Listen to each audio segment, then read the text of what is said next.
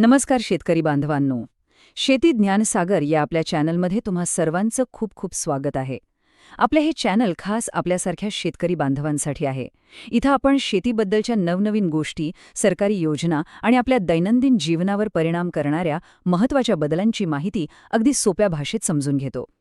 तर आज आपण अशाच एका मोठ्या बदलाविषयी बोलणार आहोत, जो आपल्या सगळ्यांशी, विशेषतः जे गावखेड्यातून शहरात किंवा तालुक्याला एसटीने प्रवास करतात त्यांच्याशी थेट संबंधित आहे.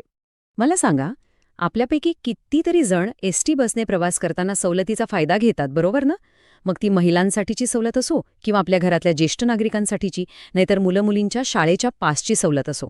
जर आपण यापैकी कोणतीही सवलत घेत असाल तर पुढची माहिती अजिबात चुकवू नका. कारण आता एसटी बसच्या प्रवासात मिळणारी कोणतीही सवलत ही फक्त आणि फक्त एका नवीन कार्डवरच मिळणार आहे. या कार्डला स्मार्ट कार्ड म्हणतात आणि हे कार्ड आता सगळ्यांसाठी अनिवार्य म्हणजे सक्तीचं करण्यात आलं आहे. याच्याशिवाय आता सवलत मिळणार नाही.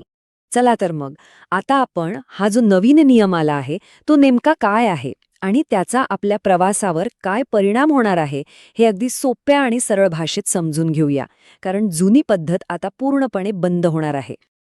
तर हे नवीन कार्ड आहे NCMC स्मार्ट कार्ड. आता हे NCMC असं अवघड नाव ऐकून अजिबात घाबरू नका. याचा अर्थ अगदी सोपा आहे. हे एक प्रकारचं आपलं डिजिटल ओळखपत्र आहे आणि पैशांचं पाकिटसुद्धा. म्हणजे कसं, जसं आपण खिशात पाकिट ठेवतो तसंच हे एक कार्ड आहे जे खास करून एसटीच्या सवलतींसाठी आता वापरावं लागणार आहे. आता साहजिकच प्रश्न पडतो की हा नियम कोणाकोणाला लागू आहे. तर बघा, महिलांना जी 50% सवलत मिळते ती, 65 वर्षांवरील ज्येष्ठ नागरिकांना मिळणारी सवलत, विद्यार्थ्यांचे मासिक किंवा त्रैमासिक पास, दिव्यांगांना मिळणारी सवलत आणि अमृत ज्येष्ठ नागरिक योजनेचे जे 75 वर्षांवरील लाभार्थी आहेत त्या सगळ्यांना, अगदी सगळ्यांनाच आता हे स्मार्ट कार्ड काढावं लागेल. पण मग आपण विचार करू की अचानक हे सगळं बदलण्याचं कारण काय? जी जुनी पद्धत होती ती का बंद केली जात आहे? चला, यामागची कारणं काय आहे ते पण थोडक्यात समजून घेऊया. या नवीन कार्ड पद्धतीमुळे खरं तर आपलाच फायदा होणार आहे. कसा ते बघा. सगळ्यात महत्त्वाचं म्हणजे सुट्ट्या पैशांची कटकट आता कायमची संपणार. कंडक्टरसोबत 5-10 रुपयांसाठी होणारी चकमक थांबेल. तिकीट काढायला वेळ कमी लागेल, म्हणजे गाडीतली गर्दी पटकन कमी होईल. सगळा हिशोब ऑनलाईन असल्यामुळे पारदर्शकता राहील, म्हणजे कोणाला किती सवलत दिली याचा हिशोब अगदीच चोख राहील. आणि सगळ्यात चांगली गोष्ट म्हणजे हे कार्ड काढण्यासाठी खेड्यापाड्यात 3,000पेक्षा जास्त एजंट नेमले आहेत. म्हणजे आपल्याला तालुक्याला किंवा जिल्ह्याला हेलपाटे मारायची गरज नाही. चला, आता ह्या माहितीच्या सगळ्यात महत्त्वाच्या भागाकडे येऊया. हे नवीन स्मार्ट कार्ड मिळवायचं कसं, याची पद्धत काय आहे ते आपण आता टप्प्याटप्प्याने पाहूया. ही माहिती काळजीपूर्वक ऐका. महिला आणि ज्येष्ठ नागरिक आपल्या जवळच्या बस डेपोमध्ये किंवा जे अधिकृत एजंट्स आहेत त्यांच्याकडे फक्त आधार कार्ड घेऊन अर्ज करू शकतात.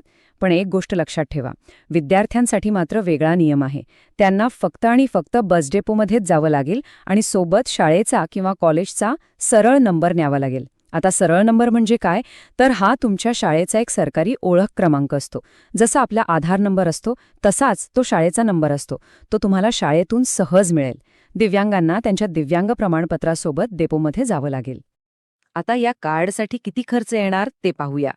जर आपण पहिल्यांदाच हे स्मार्ट कार्ड काढत असाल तर त्यासाठी सरकारचा कर मिळून एकूण 199 रुपये शुल्क लागेल. पण जर आपल्यापैकी कोणाकडे आधीपासून जुनं स्मार्ट कार्ड असेल तर ते बदलून नवीन कार्ड घेण्यासाठी आपल्याला सवलत मिळेल. त्यासाठी फक्त 149 रुपये लागतील. आणि हो, आणखी एक महत्त्वाची गोष्ट, हे कार्ड चालू ठेवण्यासाठी त्याच्यामध्ये म्हणजे त्याच्या वॉलेटमध्ये कमीत कमी 100 रुपये शिल्लक ठेवणं गरजेचं आहे. जसं आपण गाडीत रिझर्व्हला पेट्रोल ठेवतो तसंच समजा. ठीक आहे, आता कार्ड तर मिळालं, पण प्रवासासाठी नेमकं ते वापरायचं कसं? घाबरू नका, याची प्रक्रिया अगदी सोपी आहे. बघा, सगळ्यात आधी तुम्ही कार्ड मिळवून ते आपल्या आधार कार्डशी जोडून घ्यायचं. त्यानंतर त्यात कमीत कमी 50 रुपयांचा रिचार्ज करायचा. हा रिचार्ज तुम्ही डेपोमध्ये किंवा एजंटकडे करू शकता. आता जेव्हा तुम्ही गाडीत बसाल आणि कंडक्टर तिकीट काढायला येईल तेव्हा फक्त हे कार्ड त्याच्या मशीनला हलकसं टेकवायचं. स्पर्श करताच तुमच्या सवलतीचं जे भाडं असेल ते आपोआप कार्डमधून कापलं जाईल. झालं, इतकं सोपं आहे. चला, आत्तापर्यंत आपण बरीच माहिती घेतली. या सगळ्या माहितीचं सार काय आहे? प्रवाशांनी कोणती एक गोष्ट कायमची लक्षात ठेवली पाहिजे? सर्वात महत्वाची गोष्ट ही आहे, आणि हे वाक्य अगदी डोक्यात पक्क बसवून घ्या, की जर आपल्याकडे स्मार्ट कार्ड नसेल तर आपल्याला कोणतीही सवलत मिळणार नाही. आपल्याला तिकिटाचे पूर्ण पैसे द्यावे लागतील. पुन्हा सांगतो, स्मार्ट कार्ड नाही तर सवलत नाही. तर हा आहे एसटीच्या प्रवासातला एक मोठा आणि अत्यंत महत्वाचा बदल. पण जाता जाता एक विचार नक्की येतो की भविष्यात आपल्या सगळ्या प्रवासासाठी, मग ती एसटी बस असो, रेल्वे असो की शहरातली मेट्रो, या सगळ्यांसाठी एकच कार्ड चालेल का? या मोठ्या बदलाची ही फक्त एक सुरुवात तर नाहीये ना? यावर नक्की विचार करा. आणि ही महत्वाची माहिती आपल्या घरातल्या प्रत्येकापर्यंत, मित्रांपर्यंत पोहोचवा. माहिती आवडली असेल तर लाईक करा, शेअर करा आणि आपल्या शेती ज्ञानसागर चॅनलला सबस्क्राईब करायला विसरू नका.